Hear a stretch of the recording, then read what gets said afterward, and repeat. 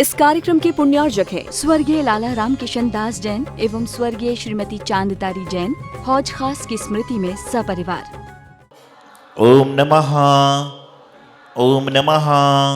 नमो अरिहंताणं नमो सिद्धाणं नमो वाईरियाणं नमो वज्रायाणं नमो लोये सब्बसाहुणं। जय बोली अनंतानंत सिद्ध परमेश्वरी भगवान की, देवादिविकट श्री आदिनाथ भगवान की, देवादिविकट श्री चंद्र प्रभु भगवान की, देवादिविकट श्री पुष्पवंत भगवान की, देवादिविकट श्री वाष्यपूज्य भगवान की, देवादिविकट श्री शांतिनाथ भगवान की, देवादिविकट श्री मुनीश्वरनाथ भगवान की, देवादिविकट श्री नेमिनाथ भगवान की। महानुभाव, जीवन में दो चीज़ें इंसान को कभी आगे नहीं बढ़ने देती।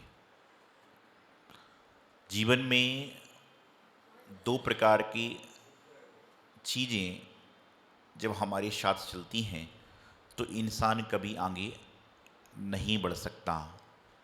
वह दो वस्तुएं, दो चीज़ें, दो वाक्य हैं। पहला तो है छोटी सोच और दूसरा है पैर की मोच। यदि पैर में मोच आ जाए तो इंसान आगे नहीं बढ़ सकता, और छोटी सोच दिमाग में आ जाए तो इंसान आगे नहीं बढ़ सकता। कहते हैं कि सोच सुंदर है तो घर में स्वर्ग है, और सोच खराब है तो हर जगह नरक है। यदि आपकी सोच अच्छी है, आपके विचार अच्छे हैं, आपके भाव अच्छे हैं, तो आप नरक में भी स्वर्ग का वातावरण जी सकते हो। लेकिन यदि आपकी सोच खराब है, आपके विचार खराब हैं, आपके भाव खराब हैं, तो आप कितने भी आलीशान महल में रह लो, कितनी भी धन संपत्ति के साथ में रह लो, कितनी भी व्यवस्थाओं के साथ में रह लो, आपको वहाँ पर आनंद आएगा ही नहीं। क्यों नहीं आएगा? क्योंकि सोच का फर्क है। पैर की मोच का इलाज तो डॉक्टर कर भी सकता है, वैद्य हकीम कर भी सकते हैं, लेकिन जिसके जीवन में सोच खराब हो जाती है उसके जीवन का कल्याण होना मुश्किल हो जाता है। उसके लिए हम भी कुछ नहीं कर सकते और परमात्मा भी कुछ नहीं कर सकते। जिस तरह से यदि लोहे पर बार बार लोहार चोट मारता है तो लोहा भी एक घड़े का एक कोई ना कोई आकृति के रूप में आ जाता है। लेकिन इंसान की सोच इतनी खराब, इतनी गंदी, इतनी बेकार हो चुकी है कि उसके ऊपर बार बार गुरु महाराज रूपी अपने प्रवचनों से, वाक्यों से हथौड़े मार रहे हैं, लेकिन सोच में परिवर्तन होता ही नहीं। क्यों? क्योंकि बर्तन निर्जीव है। बर्तन में जीव नहीं और निर्जीव है, तो उसको जैसा चाहो वैसा कर लो, वह करने के लिए तैयार है। लेकिन इंसान के अंदर जीवात्मा है, और यह जीवात्मा सुनती सबकी है। आप लोग क्या पढ़ते हो? आप लोग यहां पर आके मंदिर में क्या पढ़ते हैं? आप लोग कुछ पढ़ते हैं? जिनवाणी पढ़ते हो, ग्रंथ पढ़ते हो? कहते जिनवाणी कहते हैं। तो मैं अक्सर कहता हूं कि इंसान यहां पर आता है और पढ़ता तो है जिनवाणी। क्या करता है? हाथ जोड़िए, बोलिए पढ़ते हैं जिनवाणी। जोर से बोलिए, पढ़ते हैं जिनवाणी, सुनते हैं गुरुवाणी। पढ़ते हैं जिनवाणी, सुनते हैं गुरुवाणी, और करते हैं मनमानी। क्या हो रहा है कि पढ़ते जिनवाणी को, सुनते गुरुवाणी को, देखते प्रभु अभिषेक को हो, लेकिन उसके बाद में मनमानी करे जा रहे हो। क्या होगा? आप गुरुवाणी मत सुनो, जिनवाणी मत पढ़ो, लेकिन कम से कम मनमानी करना छोड़ दो। जो मनमानी करता है उसका कुछ फायदा नहीं होगा, और जो गुरु की वाणी को सुनकर गुरु के अनुसार चलता है उसका बहुत कुछ हो जाता है। अंजन चोर आड़म ताड़म कछुनाचारम सेठ वचन प्रमाणम, तर गया। उस चाणगामी बहुत तर के चला गया, और यहां पर रोज यहां गुरुवाणी सुनने के बाद जीवन ही नहीं तर पा रहे, जीवन ही विकसित नहीं हो पा रहा, जीवन ही विकार में बना हुआ है, जीवन ही कष्ट में बना हुआ है, जीवन में संकट में बना है। कारण क्या है? क्योंकि सोच खराब है, विचार खराब है, भाव खराब हैं, और जब तक इंसान के भाव तुच्छ रहेंगे, विचार तुच्छ रहेंगे, सोच तुच्छ रहेगी, जब तक वह जीवन का कल्याण कर ही नहीं सकता, चाहे उसको कैसा भी संयोग मिल जाए, कैसा भी समागम मिल जाए, कैसी वस्तु मिल जाए। आप विचार करना कि चेहरे पर यदि किसी के गाल पे यदि काला निशान लगा हुआ है, तो वह कितना भी पाउडर लगा ले, कितना भी क्रीम लगा ले, कितना भी शैम्पू टेम्पू लगा ले, सब कुछ लगा ले, लेकिन एक समय बाद उसके चेहरे का कालापन नजर आने ही लगता है। उसी प्रकार से आप ऊपर से कितना भी आवरण कर लो, कितना भी गुरुओं की सत्संगति कर लो, कितनी भी जिनवाणी पढ़ लो, कितने भी भावों के परिवर्तन वाले कार्य कर लो, लेकिन अंतरंग से जब तक विचार सही नहीं होंगे, तब तक आपका असलियत सामने आ ही जाएगी। एक बार स्वर्गलोक से एक कथानक होता है समझाने के लिए। देवी देवता मध्यलोक का विचरण करने के लिए आए। वो देख रहे थे कि मध्यलोक में बहुत धनवान भी हैं, बहुत निर्धन भी हैं, बहुत ऐसे भी हैं कि जो कमाते खाते और खुश रहते हैं। पेड़ पौधे भी हैं, पशु पक्षी भी हैं, जानवर भी हैं। वह मध्यलोक का विचरण कर रहे थे, मध्यलोक का भ्रमण कर रहे थे। इतने में वह एक गली में पहुंचे। वहां पर एक नाली थी और नाली में बड़ी गंदगी थी, और वहां पर एक सूअर लौट रहा था। विचार करिए, नाली कभी दिख जाए तो आदमी को उल्टी होने लग जाती कहीं, और वहां सूअर लौट रहा था। तो देवी ने देव से कहा, मनुष्य लोग तो स्वस्थ हैं, पेड़ पौधों की व्यवस्था भी है, लेकिन ये जीव नाली में पड़ा हुआ है, इसको हम स्वर्ग ले चलते हैं, अपने साथ स्वर्ग लेकर जाएंगे।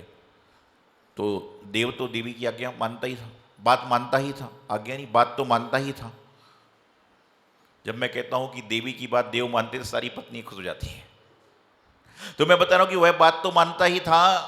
देखिए, देवी की बात तो हिंदुस्तान मानता है, हम भी जिनवाणी देवी की बात मानते हैं, कोई पद्मावती देवी की बात मानता है, कोई इक्षणी देवी की बात मानता है। बस अंतर इतना है, देवी के आगे क्या लगा हुआ है ये आपको पता है। तो बात मानता था, तो उसने कहा ले चलते हैं। वह लोग वहां पहुंचे, सूअर को बुलाया, बुलाने के बाद कहा कि हम तुझे अपने साथ स्वर्ग ले चलेंगे। बोले स्वर्ग में क्या क्या है? बोले वहां अप्सराएं नृत्य करती हैं। सूअर ने ताली बजाई, अरे वाह वाह वाह, मैं तो कभी देख ही नहीं पाया। बोले खाने के लिए हलवा है, पूड़ी है। वो सूअर बहुत खुश हुआ, ताली बजाया जा रहा है। बोले ऐसा तो मैंने कभी खाया ही नहीं, मल ही मेरा जीवन है। उसके बाद सोने के लिए आलीशान गद्दे, अरे वाह वाह वाह वाह, बहुत खुश हुआ। उसके बाद पैर दबाने के लिए अलग अलग देव लगे, अलग अलग दास दासी लगे हुए हैं, सब कुछ, अरे वाह। नहाने के लिए तरह तरह का सुगंधित वस्तु है, बड़ा प्रसन्न हुआ, बहुत खुश हुआ। बोले मैं तो चलूंगा, मैं तो चलूंगा, मुझे अभी ले चलो, अभी ले चलो, अभी ले चलो। देव बोले ले चल रहे हैं, चिंता मत करो। एकदम जाने की तैयारी हुई तो सूअर ने बोला एक बात पूछूं? बोले बोलिए। बोले वहां पर ये सब चीजें हैं, लेकिन वहां पर क्या नाली है? वहां पर देवी भी हैं, अप्सराएं भी हैं, सुगंधित भोजन है, सब कुछ है, लेकिन वहां पर नाली है क्या? तो देव देवी बोले वहां नाली नहीं है। तो वापिस नाली में घुस गया, मुझे नहीं जाना। बोले जहां पर नाली नहीं वहां जाकर मैं क्या करूंगा? क्योंकि सूअर की सोच बन चुकी थी कि मुझे तो जो उसकी सोच खराब थी कि नाली से निकाल, बोले मैं तो नाली में ही रहूंगा। और उसके बाद देव देवी कितने बार आए, सूअर कभी नाली से नहीं निकल पाया। सारे लोग ऊपर जाके जा रहे हैं, लेकिन वह नाली के अंदर ही, क्यों? सोच खराब है। ये उदाहरण है, काल्पनिक कहानी होती हैं, बताने समझाने के लिए हुआ करती हैं कि आप विचार करिए, इस तरह से जो सोच बनी है इंसान की कि ऊपर से बहुत कुछ मिल रहा है, बहुत कुछ वस्तुएं हो रही हैं, लेकिन क्या हो रहा है कि वह उससे पार पा ही नहीं पा रहा, क्योंकि ऊपर की वस्तुओं का आनंद तो लेते हैं। जब महाराज जी की वाणी सुनते तो आदमी को ऐसा लगता है कि बस संसार में कुछ भी नहीं है, और जैसे ही गाड़ी में बैठते हैं, फोन उठाते हैं, तो लगता है संसार में ही सब कुछ है। क्योंकि बरसात की बूंदें इंसान को उतना ही भिगा सकती हैं जितना उसका तन खुला हुआ था। और आज तो ऊपर से नीचे तक, नीचे से ऊपर तक हर जगह मिलावट चल रही है। खाने में मिलावट, पीने में मिलावट, सोने में मिलावट। सोने में मिलावट कैसे, बताइए मुझे आप। सोना नहीं, सोना, स्लीपिंग। सोने में मिलावट कैसी है कि इंसान को सोने के लिए भी कोई ना कोई सहारा लेना पड़ रहा है। इंसान को सोने के लिए कोई ना कोई सहारा लेना पड़ रहा है। पहले इंसान तकिए का सहारा लेता था और सो जाता था, और आज कोई गोली ले रहा है, कोई लोरी ले रहा है, कोई स्टोरी ले रहा है, कोई फिल्म देख रहा है, कोई कुछ करके सहारा ले रहा है। 4-5 दिन पहले या 2-3 दिन पहले एक महिला पुरुष आए। महिला ने मुझसे कहा, महाराज जी कुछ पूछना चाहते हैं। मैंने कहा पूछिए। बोले पिछले कई दिनों से मुझे रात को डरावने स्वप्न आते हैं। मैंने कहा अच्छा। मैंने कहा क्या क्या दिखता है? बोले ऐसा दिखता है कि मैं कहीं पर जा रही हूँ, मेरी तिजोरी लुट रही है, गाड़ी का एक्सीडेंट हो रहा है, अन्य अन्य सारी चीज़ें हो रही हैं। मैंने कहा कब से हो रहा है? बोले पिछले 15-20 दिन से बहुत हो रहा है। फिर मैंने उनसे पूछा पिछले 15-20 दिन में आपने क्या क्या किया है? बोले महाराज जी एक क्राइम सीरियल दिख रही हूँ, कोई क्राइम सीरियल चल रहा है, मैं उसको देखती हूँ और उसको देखकर सो जाती हूँ। तो मैंने कहा एक काम करिए, अब क्राइम सीरियल बंद कीजिए और प्रभु के नाम का गुणगान, गुरु के नाम का गुणगान देखना चालू करिए, अपने आप अच्छी नहीं। अरे जो देखते देखते सोओगे तो सपने में वही तो आएगा। जो महिला ये सोचती है कि सुबह मुझे मंदिर में जाकर महाराज जी के दर्शन करना, आहार देना है, उसको रात्रि में भी महाराज जी हम लोग दिखे तो कोई बड़ी बात नहीं। जो सोचता है मुझे सुबह तिजारा महावीर जी समेत शिखर जी की यात्रा पर जाना है तो रात में सपने में तिजारा महावीर जी के दर्शन दिखे तो कोई बड़ी बात नहीं है। और जो महिला बोलती है कि सुबह उठकर मुझे हलवा बनाना है, सुबह उठकर मुझे हलवा बनाना है, तो उसको सपने में वैरायटी वैरायटी के हलवा दिखें तो कोई बड़ी बात नहीं, कि जैसा आप सोचोगे, जैसा सोओगे, वैसा ही आपको जीवन में दिखाई देगा। तो मुद्दे वाली बात यहां पर ये चल रही थी कि जीवन में हमेशा छोटी सोच को समाप्त कीजिए, बड़ा बनने का विचार कीजिए। कहते हैं ब्रॉड माइंडेड, आप लोग बोलते हो, लेकिन सोच कैसी है? अपने दिमाग का विस्तार कीजिए, अपने भावों का विस्तार कीजिए, और आपकी जो सोच है वो किसके लिए अच्छी होना चाहिए बता दूं आपको। आपकी जो सोच है हमेशा उस व्यक्ति के लिए अच्छी होना चाहिए जो आपका संबंधी है, आपका पड़ोसी है, आपका रिश्तेदार है, आपका नातेदार, जिससे आप रोज मिल रहे हो। पड़ोसियों से सोच तो पूरी दुनिया की अच्छी है, मोहल्ले वालों से सोच तो सारी दुनिया की अच्छी है, जिनसे कोई वास्ता नहीं है उनसे सोच तो बहुत सारे लोगों की अच्छी है। लेकिन यदि आपकी सोच अच्छी होना चाहिए तो अपने परिवार से, अपने मित्रों से, अपने रिश्तेदारों से, जिनके साथ आपका उठना बैठना बोलना चालना होता है, उनके प्रति आपकी सोच अच्छी होना चाहिए। क्योंकि यदि आपकी सोच सुंदर है तो घर में भी स्वर्ग है, और यदि आपकी सोच गलत है तो स्वर्ग में भी नरक का वातावरण है। जीवन में पैर की मूंछ लग जाए तो इंसान लंगड़ते लंगड़ते चलता है, बेड रेस्ट हो जाता है। जैसे ही पैर की मोच समाप्त होती है वह दौड़ने लग जाता है। उसी प्रकार से मन से जो छोटी सोच, खराब सोच निकल जाती है तो इंसान भी सरपट भागने लग जाता है, सरपट भागने लग जाया करता है। तो हमें क्या करना है? अपने मन में, अपने एकांत में जब बैठें तो एकांत में बैठने के बाद ये मत सोचे कि मुझे कितनों ने दुख दिया है।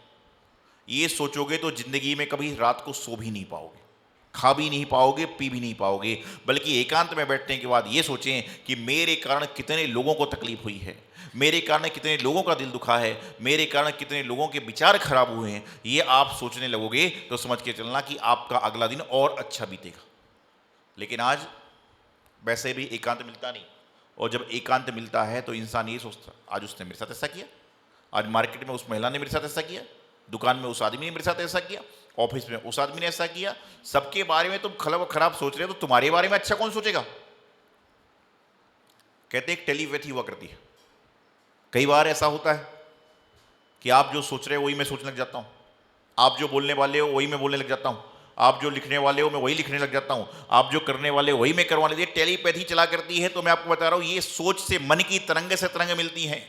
जब एक घंटा बजता है, जब एक घंटा बजता है तो घंटा आपके मन की सारी तरंगों को समाप्त कर देता है। तो इंसान की सोच अच्छी होगी तो अच्छा बन जाए कि नहीं? जैसे आप बोलते हैं ना, कई लोग ऐसे बैठे रहते हैं, मैं कहता हूं भैया अब समय हो गया चलिए, तो अगले दिन वो आके बोलता है, बोले महाराज जी मैंने तो आपको जाने का ही नहीं किया, तो भी आपने कैसे कह दिया? मैंने कहा भैया तुम जो सोचते हो, करने का प्रयास करते हो, उसके पहले परमात्मा गुरुओं के पास पहले ही दे देता है। जो प्रश्न आप लेके आने वाले होते हो उसका जवाब गुरुओं के पास परमात्मा पहले ही पहुंचा दिया करते हैं। तो जीवन रूपी किताब को पढ़ना है तो अपने पैर की मोच को सही करिए। पैर की मोच हकीम वैद, डॉक्टर, फिजियोथेरेपी वाला सही कर देगा, लेकिन मन की सोच को ठीक करना है तो देव शास्त्र गुरु का समागम कीजिए, क्योंकि मन की सोच गुरु ही ठीक कर सकते हैं, देव ही ठीक कर सकते हैं, जिनवाणी माँ ही ठीक कर सकती है। लेकिन जिनवाणी माँ तो मौन है, आप जब चाहे जब पढ़ो, जब चाहे बंद करो। देव तो अपनी जगह मौन है, लेकिन गुरु ही क्या करते हैं, सुनते हैं और सुनाने का भी प्रयास करते हैं। तो अपने विचारों को अच्छा कीजिए, अपनी सोच को सुंदर बनाइए, अपने विचारों को अच्छा कीजिए, क्योंकि आपकी सोच अच्छी हो जाएगी तो जीवन बिल्कुल अच्छा और सच्चा हो जाएगा। इति अल्पम। गुरुवर आचार्य सिद्धांत सागर जी महाराज की।